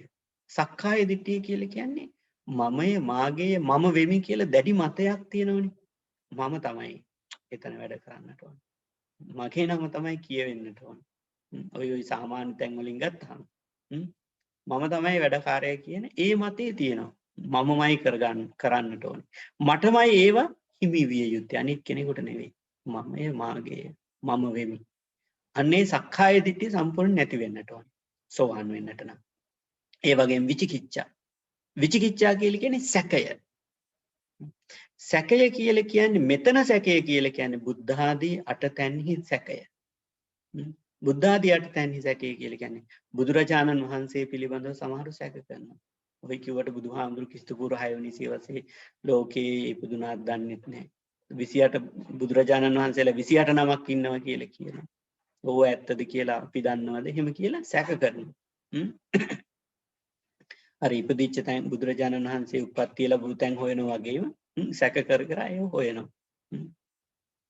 හොයලා සැකයක් ඇති කරගන්නවා. ඇත්තද එහෙම කෙනෙක් ඉන්නවද එහෙම කියලා. ඊට පස්සේ බුදුරජාණන් වහන්සේට වන්දනාමාන කරාට පිනක් සිදු වෙනවද? ඒ වගේ සැකය බුදුහාමුදුරුවන්ගේ චරිතය පිළිබඳව. ඒ වගේම සද්ධර්මයේ පිළිබඳව සැකය. ධර්ම කාරණා පිළිබඳව. ඇත්තටම සමහර ධර්ම කාරණා අපි සැක කළ යුතු තැන් තියෙනවා. ඒ සමහර දේශකයෝ කරන ක්‍රමයට අනුව අපිට සැකයක් හිතෙනවා. හැබැයි ත්‍රිපිටකය ගැන එහෙම සැක තියාගන්න හොඳ නැහැ. අපිට ධර්ම කාරණයක් බලනකොට උනත් කියන්නේ සුත්තේ ඕතාරේ තබ්බෝ කියලා සූත්‍රයට ඔබලා බලන්න විනය සන්දස්සේ තබ්බෝ විනයට සංසන්දනය කරලා බලන්න. අන්න එහෙම සැක තියෙනවා නම් සැක දුරු කරගන්නට ඕනේ. දුරු කරගන්නට නම් අපි ධර්මයේ අධ්‍යයනය කරන්නට ඕනේ. බලන්න එකකට එකක් ගැලපෙන විදිහ. ධර්මයේ අධ්‍යයනය කරන්නේ නැතුව මට කිසිම සැකයක් නැහැ කියලා එහෙම හිටියට හරියන්නේ නැහැ. සුත ධනෙ තියෙන්නට ඕනේ. ධර්මයේ එතකොට අහන්න ඕනේ. බණ අහන්න ඕනේ. ඊළඟ එක ආර්ය මහා සංඝරත්නය පිළිබඳව සැකය. ආර්ය මහා සංඝරත්නය කියලා කිව්වහම මේ වර්තමානයේ වැඩ ඉන්න සම්මුති මහා සංඝරත්නය විතරක් නෙවෙයි. අතීත වර්තමාන අනාගත කියන මේ තුන් කාලයේම ජීවත් වන මහා සංඝරත්නය ජීවත් වුණු සහ වෙන සහ අනාගතයට පහළ වෙන ආර්ය මහා සංඝරත්නය පිළිබඳව අපි සැකයෙන් බලන්නට හොඳ නැහැ. ඊට පස්සේ ත්‍රිශික්ෂාවන් පිළිබඳව සැකය. පෙර භවය කලින් ආත්මේ අපි කවුරු වෙලා හිටියත් දන්නෙත් නැහැ. එහෙම ආත්මයක් තිබුණත් දන්නේ නැහැ කිය සැක කර කර ඉන්නවා. කාලේ නාස්ති කරනවා. ඒ වගේම අනාගතේ මොකෙක් වෙලා උපදීත් දන්නේ නැහැ. තිරිසන් ආත්ම භාවයටවත් යයිද කියා එහෙම සැක කර කර ඉන්නවා. නෑ. වැඩ ටික කරලා තියෙනව නම් ධර්ම මාර්ගයේ ගිහින් තියෙනව නම් අනාගතේ පිළිබඳව අපිට එහෙම බලන්න ඕන කමක් නැහැ. වර්තමානයේ මේ මොහොතේ සතුටින් තමන්ගේ ධර්ම මාර්ගයේ ගියන් හරි හිත කලබල කරගන්න නැතුව. අනාගතයේ පිළිබඳව සැකය. මෙතෙන්දී ඇත්තටම අනාගතයේ භවයේ පිළිබඳව සැකය කියලා කියන්නේ සමහරුන්ට තියෙනවනේ අපි උපදීත් දන්නේ එහෙම කියලා. කවුරු කිව්වත් උපදින කෙනෙක් එහෙම උපදිනවද කියලා හරියටම දන්නේ එහෙම කියලා මතයන් තියෙනවා. භෞතිකවාදී මත. ඊට පස්සේ අතීත අනාගත කියන දෙක පිළිබඳවම සමහරු අතීතයේ පිළිගන්නවා. අතීතයේ පෙර භවයක් තිබුණා කියලා පිළිගන්නවා. අනාගතේ පිළිගන්නේ නැහැ. සමහරු අතීතයේ පිළිගන්නේ නැහැ. අනාගතේ පිළිගන්නවා. සමහරු ඉන්න ওই දෙකම පිළිගන්නේ නැහැ. ඒ අටවෙනි කාරණාව තමයි පටිච්චසමුප්පාදයේ පිළිබඳ සැකය. හේතුඵල ධර්මයේ පිළිබඳව සැක කරන. මෙන්න මේ වගේ බුද්ධ ආදී අටතැන්හි සැකය තියෙන කෙනාට මේ විචිකිච්ඡා කියන සංයෝජනීය දුරු කරන්න බෑ. විචිකිච්ඡා කියන සංයෝජනීය දුරු කරන්න නම් මේ බුද්ධ ආදී අටතැන්හි සැකය දුරු විය යුතුයි. තුන්වෙනි එක තමයි සීලබ්බත පරාමාස. අපි සමහර වෘත අනුගමනය කරනෝනේ. දැන් ඒ කාලේ තිබුණා අජ්‍ය වෘත, ගෝ වෘත, කුක්කුට වෘත ඒ විදිහට. ඒ කියන්නේ ඒවා සීලය. දැන් මෙතන හුඟ දෙනෙක් පටලව ගන්නව මෙතන සීලබ්බත පරාමාස කියලා කියන්නේ දුරු කරගත යුතු එකක්. දැන් සීල කියලා තියෙන නිසා නෑ මේක වර්ධනය කරන්න ඕන එකක් කියලා, සමාදන් වෙන්න ඕන එකක් කියලා මේ ගැන හුඟක් අය වැරදියට අවබෝධ කරගන්න. මෙතන සීල කියන්නේ මේ පංච සීල, අෂ්ටාංග උපෝසථ සීල, දස සීල, සාමණේර සීල ඒව නෙවෙයි. මෙතන සීල කියලා කියන්නේ වැරදි මාර්ගය. වැරදි මාර්ගෙන් අපි වෘත සමාදන් වෙනවා. ඒ වෘත තමයි සමහරු ඒ කාලේ හිටිය ගවයෝ වගේ තමයි හැසිරෙන්නේ. ගෝ වෘත. ගවයෝ වගේ යන්නේ, කන්නේ. කෑම කනකොට උනත් ගවයෝ වගේ තමයි කන්නේ. ඒගොල්ලෝ හිතනවා හරි ගවයෝ වගේ ඒ වගේ රූක්ෂ ප්‍රතිපදාවක් අනුගමනය කරාම අපිට දුක කෙලවර කරන්න පුළුවන්. සමහරු ඉන්නවා නිකන් දැන් සුනක වෘතව එහෙම සමාදන් වුණා බල්ලෝ වගේ තමයි. සුනක කියලා කියන්නේ බල්ලෝනේ. නිදා ගන්නකොට යනකොට උනත් ඒ සීලයක් විදිහට ඒක සමාජයේ හුඟක් පිළිගැනීමට ලක් වෙලා තියෙනවා ඒ කාලේ. ඒ විදිහට දැන් බල්ලෝ වගේ අලු ගා ගන්නෝ නිතරම. දැන්ට උනත් ඉන්දියාවේ ගියහම මුළු ශරීරෙම අලු ගාගෙන ඉන්න සාදුවරු ඉන්නවා. ඒ අයට මිනිස්සු සලකනවා. හුඟක් මේ අල්පේච්ච සාදුවරු කියලා සලකනවා. ඒ වගේ නිදිය ගන්න ගියහම උනත් රවුම් 3ක් විතර කැරකිලා එහෙමනේ බල්ලෝ නිදියන්නේ. පොඩ්ඩක් පාදලා එහෙම කළා තමයි නින්දට වැටෙන්නේ. ඒ දැන් ඒ සත්‍යය අනුගමනය කරලා ඒ සත්‍යය ගේ චර්යා රටාවන් බලලා ඒ විදිහට හැසිරෙනවා. ඒකට ඒ වගේ වෘත සමාදාන වලින් අයින් වෙන්න ඕන. එතකොට ඕල්රෙඩි එකක් අයින් වෙලා තින්නේ අපේ. මොකද්ද සීලබ්බත පරාමාස අපි එහෙම කරන්නේ නැහනේ. එතකොට සක්කාය දිට්ඨියයි විචිකිච්ඡාවයි. විචිකිච්ඡාවත් හුඟක් දුරට අපි අයින් කරගෙන තියෙන්නේ. මොකද්ද එහෙනම් තියෙන්නේ? සක්කාය දිට්ඨිය තියෙන්නේ. අපි මෙන්න මේ විචිකිච්ඡාවයි සීලබ්බත පරාමාසය දෙක අපි ඕල්රෙඩි අයින් කරලා තියෙන්නේ.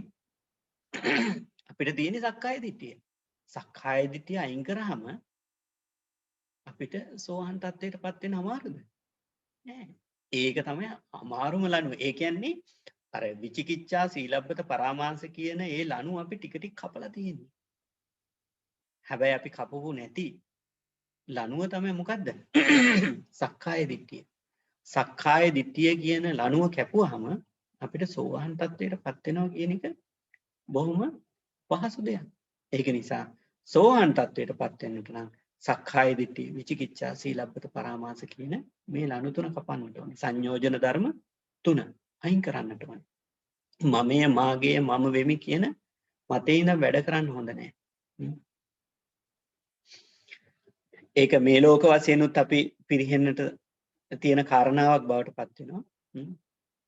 අනිත් අය පහත් කරලා තමන් උසස් තත්ත්වයටපත් වෙන්න. එහෙම උත්සාහ කිරීම එහෙම කරන්න හොඳ නැහැ. එතකොට ඊළඟ කරුණු ටික තමයි කාමච්ඡන්ද ව්‍යාපාද. හතරවෙනි සංයෝජනය සහ පස්වෙනි සංයෝජනය. දැන් සකු르දාගාමි වෙනකොට අර ඉහළ කියපු තුනම අයින් වෙලානේ තියෙන්නේ ඕල්රෙඩි. සෝවාන් තත්ත්වයට, සෝවාන් මාර්ගස්ත පලස්ස භාවයටපත් වෙනකොට සක්කාය දිට්ඨි, විචිකිච්ඡා, සීලබ්බත පරාමාස තුන සම්පූර්ණ වශයෙන් අයින් වෙලා දුරු වෙලා ඉවරයි. එතකොට සකු르දාගාමි කියලා කියන්නේ දෙවෙනි මාර්ගස්ත පලස්ත තත්ත්වය. සකු르දාගාමි වෙනකොට අර තුන අයින් වෙලා තියෙන්නේ. එතකොට කාමච්ඡන්ද ව්‍යාපාද දෙක දුර්වල වෙනවා. ඒ කියන්නේ නැති මට්ටමට තරම් දුර්වල වෙනවා. ඒක නිසානේ සකු르දාගාමි වෙච්ච කෙනෙක් ඒක බීජක කෝලංකෝලක සප්තක්කත්තු පරම කියලා ඉන්නේ. ඒ කියන්නේ ක්‍රම තුනකින් මේ ලෝකේ නැවත උපදිනවා, කාම ලෝකෙට එනවා. ඒ සතර අපායෙන් මිදෙනවා කොහොමද? සෝවාන් තත්ත්වයටපත් වෙච්ච ගමන් සතර අපායෙන් මිදෙනවා. කෙනෙක් සෝවාන් වුණාට පස්සේ සතර අපායට යන්නේ නැහැ. හැබැයි කාම ලෝකවල උපදිනවා. කාම ලෝක කියලා කියන්නේ දිව්‍ය මනුස්ස වගේ ලෝකවල. ඒකනේ චුල්ල සුභද්‍රා එහෙම සුමනා එහෙම ගියේ තවතිසාවට. සකු르දාගාමි වුණාමත් සතර අපායෙන් මිදිලා කාම ලෝකවල උපදිනවා. ඒක බීජක. ඒක බීජක කියන්නේ එක්වරක් එනවා. අය ඉන්නවා. සකු르දාගාමි වුණාම. ඊට පස්සේ කෝලංකෝලක කියලා කියන්නේ ඒ කියන්නේ සමහර විට ආත්ම භාව දෙකක් තුනක් එන අවස්ථා තියෙනවා. සත්තක්කත්තු පරම කියලා කියන්නේ ආත්ම භාව 7ක් කාම ලෝකවල උපදින්න පුළුවන්. කවුද? සෝහන් සකු르දාගාමි වෙච්ච අය. හැබැයි සෝහන් වෙච්ච කෙනා ඊට වඩා වැඩි කාලයක් මේ කාම ලෝකවල සැරිසරන්නට පුළුවන්. අනාගාමි තත්ත්වයටපත් වෙන්නේ දැන් සංයෝජන ධර්ම පහක් අයින් කරාම ඒ කියන්නේ තුනක් සම්පූර්ණයෙන් අයින් කළා කාමච්ඡන්ද ව්‍යාපාද දෙක දුර්වල වුණාට පස්සේදී සකු르දාගාමි තත්ත්වයටපත් වෙනවා. ඒ වගේම අනාගාමි තත්ත්වයටපත් වෙනවා. අන්න කාමච්ඡන්ද ව්‍යාපාද දෙකත් සම්පූර්ණයෙන් අයින් කරනවා. එතකොට සක්කාය දිට්ඨි, විචිකිච්ඡා, සීලබ්බත පරාමාස කියන සංයෝජන ධර්ම තුනයි. ඒ කියන්නේ සෝවාන් තත්ත්වයටපත් වෙනකොට අයින් වෙලා යන සංයෝජන ධර්ම තුනයි. ඒ වගේම සකු르දාගාමි වෙනකොට දුර්වල වෙච්ච කාමච්ඡන්ද ව්‍යාපාද කියන ඒ තුනයි අයින් වුණාට පස්සේදී අයින් වෙලා ඒ පහම සම්පූර්ණ වශයෙන් අයින් වෙලා ඒ වගේම රූප රාග අරූප රාග කියන ඒ දෙකත් අයින් වෙන්නට ඕන. එහෙම අය මොනවද වෙන්නේ? අනාගාමි තත්ත්වයටපත් වෙනවා. එතකොට සංයෝජන ධර්ම කීයක්ද ඔක්කොම? 7ක් අයින් වෙන්නට. හැබැයි අනාගාමි වෙච්ච කෙනාට මොනවද තියෙනවද? මාන උද්දච්ච අවිද්‍යාව තියෙනවා. මානෙ තියෙනවා. උද්දච්ච තියෙනවා. හැබැයි ඒව දුර්වල වෙලා තියෙන්නේ. දැන් මානෙ තිබුණාට මේ සාමාන්‍ය පු탁ජනයෙකුට තියෙන මානෙයි අනාගාමි ආර්යයන් වහන්සේ කෙනෙකුටයි තියෙන මානෙ වෙනස්. නැත්තම් කෙනෙකුට හිතෙන්නේ අනාගාමි කෙනාටත් මානෙ තියෙනවා. ඉතින් අපිට තිබුණාම මොකද වෙන්නේ කියලා. නෑ අපිට තියෙන මානෙ වේට් එක වැඩි. බර වැඩි. ඒ ලනුව මහත වැඩි. හැබැයි අනාගාමි පුද්ගලයාගේ තියෙන මානෙ සියුම් මානයක් තියෙනවා. මොකද දැන් ආර්ය මාර්ගයට මානෙ තියෙනවනේ. එතකොට ආර්ය මාර්ගයේදී අනාගාමි කෙනා බලන්නේ නැහැ මම රහත් භාවයටපත් වෙනවා. රහතන් වහන්සේලා බවටපත් වෙනවා. රහත් කෙනෙක් එක්ක සංසන්දනය කරනවා. අන්න ඒ වගේ සියුම් මානයක් තියෙනවා. එතකොට මාන උද්දච්ච අවිද්‍යාව කියන මේ සංයෝජන ධර්ම තුනත් අයින් වුණාට පස්සේ යන්න එයා රහතන් වහන්සේ කෙනෙක් බවට පත් වෙනවා. උද්දච්ච කියලා කියන්නේ නොසන්සුන් බව.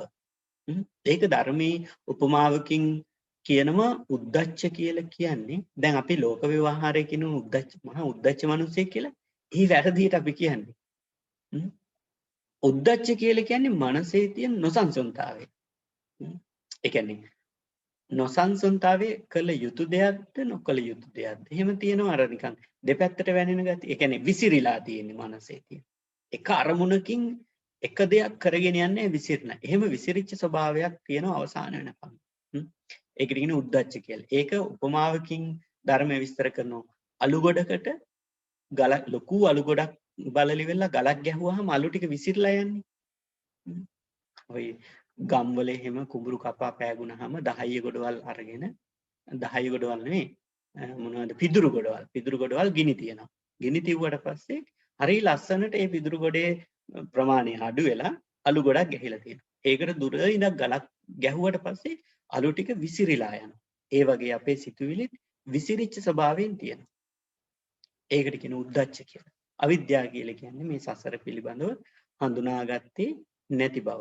මෙන්න මේ කාරණා ටික මේ බැඳීම් ටික කපන එක තමයි අපි කරන්නේ. ආර්ය මාර්ගයේ යනවා කියලා කියන්නේ. මේ ලනු ටික සංයෝජන ධර්ම 10 ටිකෙන් ටික කපනවා. කෙන්දෙන් කෙන්ද කපනවා. ටිකෙන් ටික. මේ 10 එකපාරට කපලා ඉවර කරාට පස්සේ තමයි අරහත් භාවයට රහත් භාවයටපත් වුණා කියලා කියන්නේ. එතකොට ඒක තමයි ධර්ම කාරණා ටික. දැන් සුමනා සකු르දාගාමි කියලා කියන්නේ සුමනා මොනවද කරලා තිබුණේ? සක්කාය දිට්ඨිය කියන ලනුව කපලා, විචිකිච්ඡා කියන ලනුව කපලා, සීලබ්බත පරාමාස කියන ලනුව කපලා, කාමච්ඡන්ද ව්‍යාපාද කියන ලනු දෙක දුර්වල කරලා. භාගයකටත් වඩා කපලා තියෙනවා. ඒක නිසා එයා සකු르දාගාමි. ඒ වෙනකොට කවුද? අනේපිඩිසිතුමා සෝහාන් තත්වයට විතරයිපත් වෙලා හිටියේ. එයා ලනු තුනක් කපලා තිබුණේ. සකු르දාගාමි. මේ සක්කාය දිට්ඨි කියන ලනුව කපලා, විචිකිච්ඡා කියන ලනුව කපලා, සීලබ්බත පරාමාස කියන ලනුව ඒ සංයෝජන ධර්මයේ කපලා තියෙනවා. අනිත් ඒවා කාමච්ඡන්ද ව්‍යාපාද කියන ඒවා දුර්වල කරලා නැහැ. එතකොට සෝවාන් වෙච්ච කෙනෙකුට යම් පමණකට හිතේ මේ පොඩි තරහාවක් සියුම් වගේ තරහාවක් ඒ කියන්නේ ගැටෙන බවක් ඇති වෙන්න පුළුවන්. ව්‍යාපාද කියන්නේ ගැටීමනේ. ඇති වෙන්න පුළුවන් සෝවාන් තත්ත්වය. හැබැයි සකු르දාගාමි වුණාට පස්සේදී ඒ ටිකත් බොහොම දුර්වල තත්ත්වයටපත් වෙනවා. එතකොට මේ කාරණා ටික බුදුරජාණන් වහන්සේ විස්තර කළ දුන්නාම සිටුතුමා බොහොම සතුටටපත් වුණා. තමන්ගේ සුමනාව සිහිවි කල් වෙලා නෙවෙයි මරණයටපත් උනේ. අවසිහියෙන් නෙවෙයි. ඒ අවස්ථාවෙත් මට පාඩමක් ඉගෙනුවා. පියතුමනි ආර්ය මාර්ගයේදී ඔබ මට මල්ලි කෙනෙක්. මට වඩා ඔබ බාලයි ආර්ය මාර්ගයේදී. එතෙන්දී රජ්ජුරුවත් සිටුතුමත් කාලයාගේ වැමෙන් ඉතින් පින්දහම් කරගෙන ඉඳලා මිය පරලොව යන්නට යෙදුණා. මිය පරලොව ගියාට පස්සේ දෙවියෙක් බවට පත් වුණා. දෙවියෙක් බවට පත් වෙලා ජේතවනාරාමයට ඒත් එනවා. දැන් ජීවත් වෙලා ඉන්නකොටත් 3 වතාවක් ආව ජේතවනාරාමයට. මරණයටපත් උනත් ඊට පස්සෙත් එනවා. දැන් සමහරු මිය ගියාට පස්සේ නැවත එනවනේ ගෙදර හොයාගෙන. හැබැයි ඒ එන්නේ දෙවියෝ වෙලා නෙවෙයි. භූතයෝ මල පෙරේතයෝ පිසාචයෝ වෙලා එන්නේ. එතකොට තොইল නටලා සාන්ති කර්ම කරලා පිරිත් කියලා ඒ ඔක්කොම දේවල් කරලා ඒගොල්ලෝ එලවන්න වෙනවා. ඒ අර තණ්හාවෙන් ආසාවෙන් ලෝභකමෙන් වස්තු තණ්හාවෙන් මිය ගියාම තමයි එහෙම වෙන්නේ. හැබැයි ජේතවනාරාමයට අනේ පිටිසිතුමා ආවේ බොහොම ප්‍රීති වාක්‍ය කියමින් දෙවියෙක් වශයෙන් අනේ පිටිසිතුමා ජේතවනාරාමයට පැමිණුණා. ඉදං හිතං ජේතවනං ඉසි සංගනි සේවිතං ආවුත්තං ධම්ම රාජේන ප්‍රීති සංජනනං මම. අනේ මම මේ මනුස්ස ලෝකයේදී සකසලා දීපු මගේ ධනෙ වියදම් කරලා සකසලා දීපු විහාරස්ථානේ පන්සල ඉදං හිතං ජේතවනං ඉසි සංගනි සේවිතං. අනේ භික්ෂු මහා සංඝරත්නය බොහෝම පහසුවෙන් වැඩ ඉන්නවා. කිසිම කරදරයක් නැතුව. ආවුත්තං ධම්ම රාජේන ධර්ම රාජානන් වහන්සේ ඇතුළු මේ භික්ෂුන් වහන්සේලාට මම පූජා කරේ. ප්‍රීති සංජනනං මම මේවා සිහිපත් කරනකොට දකින්නකොට මට පුදුම සතුටක් දැනෙන්නේ කියලා ප්‍රීතියක් විඳිනවා. සමහර ඒවා නෙවෙයි පන්සල් වලට පූජා කරාම හොයාගෙන එනවා මේ ඒ කොහෙද තිව්වේ මොකද උනේ එහෙම කියලා. එතකොට ඒව දැකලා වෙන කෙනෙක් දැන් තමන් පූජා කරපු දෙයක් වෙන කෙනෙක් පරිහරණය කරනවා දැකලා සතුටු වෙන්නට ඕනේ. ඒක තමයි නියම පූජාව කියලා කියන්නේ. වෙන කෙනෙක් පරිහරණය කරනවා දැකලා අසතුටු වුණොත් ඒක පූජාවක් වෙන්නේ නැහැ. එතකොට ඒක තවමත් හිතේ තියෙනවා. මම දීපු එක මේගොල්ලෝ ජයට ඉන්නවා එහෙම කියලා හිතේ තියෙනවා. ඒක දැකලා සතුටු වෙන්නට ඕනේ. අනේ මම දීපුවා මම පූජා කරපුවෙන් හරියට ප්‍රයෝජනයක් තියෙනවා. මම දැන් නිතර කියන මේ එකක් තමයි ලොකුහන්ත් එක්කත් මම කතා කරා මේ දැන් මේ අපි දැන් නිතර ධර්මයේ ප්‍රචාරය කරන්න උපකාර කරගන්න බඩු ටිකක් තියෙනවනේ. මේ කම්පියුටරේ අන්තර්ජාලය ඒ වගේම කම්පියුටරේ තැම්පත් කරන පුටුව මේවා සජීවී වස්තු නම් මේ භාවිතා කරන විදිහට මේවා සජීවී වස්තු නම් මේවා සෑහෙන්න පින් කරගන්නවා මේ දවස්වල කියලා මම නිතර මේ ලොකුහාරත් එක්ක කතා බහ කරද්දි මතක් කරනවා. ඒ වගේ ඇත්තටම අපි ජීවි පුද්ගලයෝ හැටියට මේව සිහිපත් කරන්නට ඕනේ. අපි කරපු කියපු දේවල් සිහිපත් කළා බොහොම සතුටටපත් වෙන්නට ඕනේ. අන්න එහෙම සතුටු වෙන මනසක් ඇති කරගන්න පුළුවන් නම් කරපු කියපු දේවල් පිළිබඳව සිතලා ඒක තමයි පින කියලා කියන්නේ. ඒ පින අපිට හේතු වෙනවා සසර ගමන අපේ වාසනාවන්ත භාවයට පත් කරගන්න. එමුනම් කාල වේලාව තුඟා ඉක්මලා ගිහිල්ලා තියෙන්නේ. අද දවසේදී අපි නිදාන කතාව වශයෙන් සුමනා කුමරියගේ නිදාන කතාව අනේ පිටිසිතුමාගේ කුඩාම දියණියගේ නිදාන කතාව වශයෙන් අපි දේශනා කරන්නට යෙදුනේ ඉද නන්දති පෙච්ච නන්දති කත පුඤ්ඤෝ ඔබ යත්ත නන්දති පුඤ්ඤම්මේ කතන්ති නන්දති බීයෝ නන්දති සුගතින් ගතෝති කියන ධම්මපදයේ සඳහන් වෙන ගාථා දේශනාව තමයි අද දවසේදී මාතෘකාව වශයෙන් අපි යොදා ගන්නට යෙදුනේ. పూర్වේදීත් මං ගාථාවේ මාතෘකාව ගාථාවේ අදහස මේ අතන තේරුම් කරලා දෙන්නට යෙදුණා. ඉතින් මේ සියලු ධර්ම කාරණාවන් තමන්ගේ සසර ගමනින් නිදහස් වෙන්නට හේතු වේවා වාසනාව වේවා උපනිශ්‍රේ වේවා කියන අදහසින් යුක්තව අද දවසේදී ධර්ම දේශනාව නිමාවටපත් කරනවා. ඉතින් අපි විසින් සෑම ආකාරයෙන්ම උපදවා ගත්තා වූ සියලුම කුසලානිසංස ධර්මයන්ගේ හේතු වාසනා ශක්තියෙන් ධර්ම දේශනාව ශ්‍රවණය කරමි. හැම දිනාටම නිර්වාණය පසක් වේවා කියලා සාදු කියමින් පින් අනුමෝදන් වන්න. හැම දිනාම හොම්බෙන්න ගන්න. ඊට ප්‍රථමයෙන් අපි දෙවියන්ට පින් අනුමෝදන් කරමු. ආකාසට්ඨා ච බුම්මට්ඨා දේවා නාග මහිද්దికා පුඤ්ඤන්තං අනුමෝදිත්වා චිරං රක්ඛන්තු ලෝක සාසනං. ආකාසට්ඨා ච බුම්මට්ඨා දේවා නාග මහිද්దికා පුඤ්ඤන්තං අනුමෝදිත්වා චිරං රක්ඛන්තු දේශනං. ආකාසට්ඨා ච බුම්මට්ඨා දේවා නාග මහිද්దికා පුඤ්ඤන්තං අනුමෝදිත්වා චිරං රක්ඛන්තු ත්වං සදා. ධර්ම ශ්‍රවණානිසංසයෙන් සියලු දෙනාටම නිර්වාණය පසක් වේවා. අභිවාදන සීලිස්ස නිච්ඡං වද්ධාපචායිනෝ චත්තාරෝ ධම්මා වඩ්ඩන්ති ආයුවන්නෝ සුඛං බලං ආයුරාරෝග්‍ය සම්පatti සග්ග සම්පatti මේවච අතෝ නිබ්බාන සම්පatti මිනාතේ සමිච්ඡති